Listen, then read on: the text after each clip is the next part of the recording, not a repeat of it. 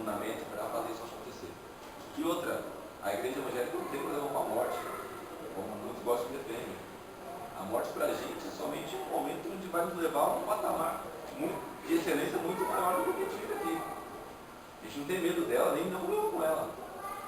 Né? O apóstolo Paulo disse: olha, o que a morte pode me fazer?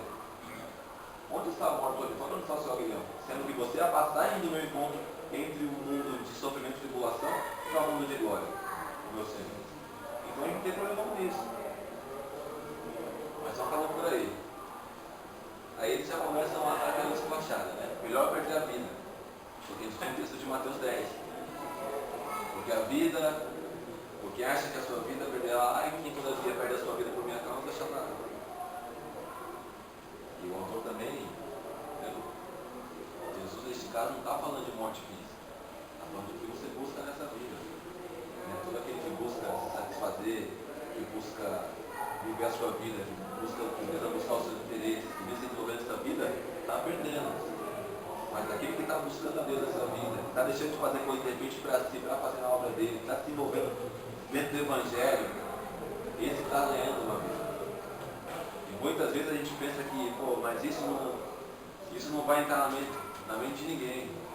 Mas pedir uma criança de 8 anos que se encontra com uma pessoa desse momento e ouve ela falar, um garoto de 18 anos, de repente não tem base bíblica, não conhece, sei lá, chegou na igreja evangélica ontem, se converteu e encontra com um cara desse na rua, o cara coloca fundamento, o cara fala, o cara argumenta, isso entra na cabeça. Quantos aqui já não tiveram discussões com testemunhos de Jeová e não ficaram com uma interrogação? Verdade ou que é mentira? Ele vai na sua casa com um argumento, com um texto, e você é cristão 10 anos e você fica com uma dúvida. Isso que é o problema. E é isso que os caras querem. Eles querem colocar uma dúvida na nossa cabeça. Eles não querem fazer a gente seguir o momento agora. Eles querem colocar uma dúvida. Para que daqui a pouco você possa buscar. Todos eles pegam um texto. Uma vez que um cara foi lá em casa, eu falei meu nome, ele falou: você é muito de Moisés? Assim, esse ano, o povo nunca nem sabe onde está meu nome na Bíblia.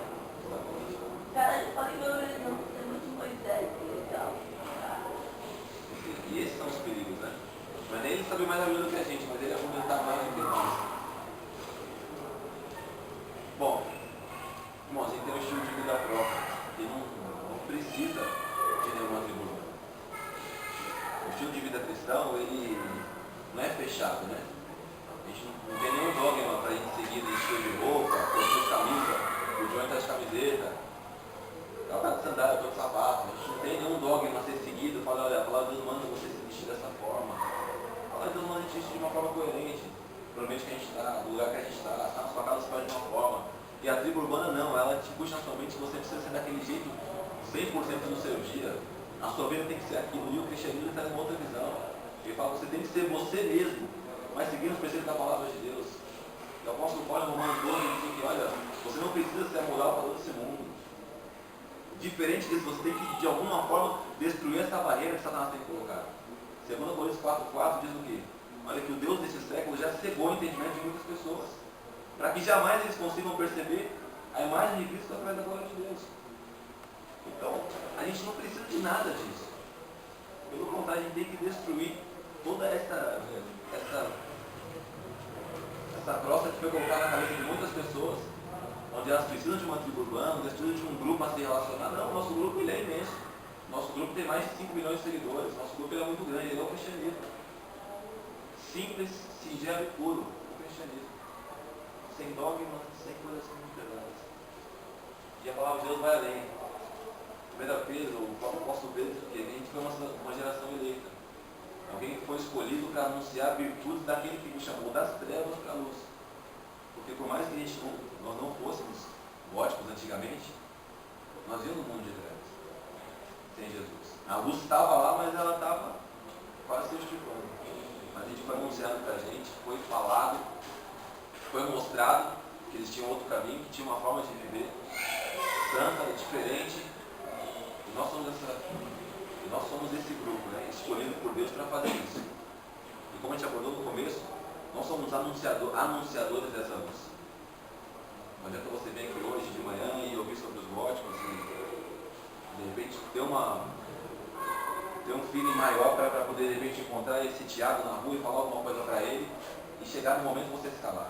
Você vê o teu filho, um amigo de escola, você vê um amigo teu de trabalho indo por um caminho de isolamento, indo de repente começando a frequentar cemitérios, ele fala, professor, eu frequentei o cemitério e você se calar, você ficar quieto.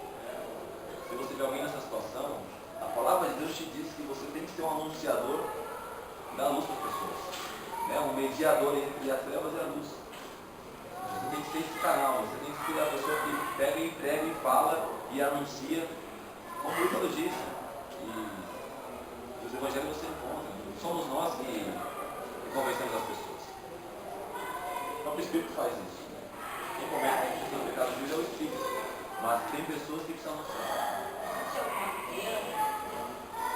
Uma vez que a Sueli falou uma situação quando ela estava no marido, uma criança que ela só queria pintar de preto, lembra, Sueli? Só queria pintar de preto. Quando eu assumi a escola bíblica, eu comecei também a estudar e eu tirei o giz preto das caixinhas. Porque algumas crianças específicas, elas não conseguiam pegar o trator. Então ela já estava me mostrando que dentro dela tinha alguma coisa errada. E eu comecei a conversar com as crianças, pequenas, com 2, 3 anos. Eu falava, você está olhando isso? Eu não gosto disso, eu não gosto disso. Aí eu comecei a trabalhar, essas coisas, lembra? Sobre a criação, e a criação, Deus criou, Deus criou tudo isso. Então, às vezes eu pensava assim, o que eu vou fazer com 2 crianças? O que eu posso usar? Aí eu tirei o giz preto. Lápis preto, e algumas vezes ela falava, tia, aquele lápis sumiu. Eu falava, sabe por quê? Porque Jesus fez tudo colorido.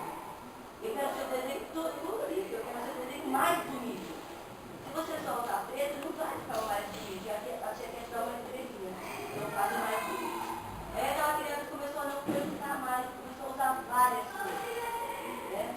E é uma criança que a mãe é muito para baixo. A mãe, eu já conversei com a mãe várias vezes, e às vezes eu chamo ela na minha casa, e ela está sempre na parte negativa, sempre na parte negativa. E um dia desses, conversando com ela me falou que algumas vezes ela foi então, é uma coisa que vem lá de trás, o inimigo quer trazer de geração em geração. Mas a gente não percebe, né? Um adolescente jovem, a gente vê, é meio instruído, a gente pensa, não, esse cara é mais tímido. Mas tem por detrás, de repente, tem uma família aqui do carro, tem um histórico, né? Como você disse, um histórico triste, de repente os pais já fizeram parte de um momento desse, e talvez até saíram, mas a cultura ainda ficou, eles resolvem tudo para não.